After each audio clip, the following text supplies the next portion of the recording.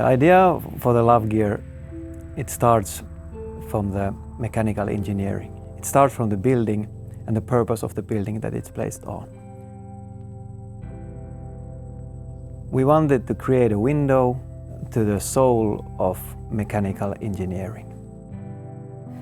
Yes, I feel that it all starts from the beauty of machines. We both are Aalto University alumnus.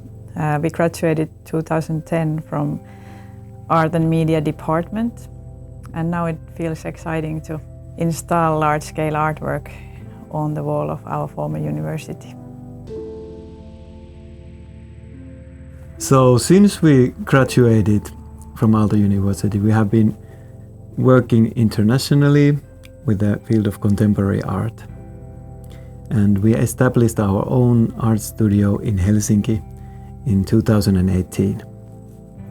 Yeah, there we have an artisan team, and we produce 2 to 3 large-scale public artworks per year.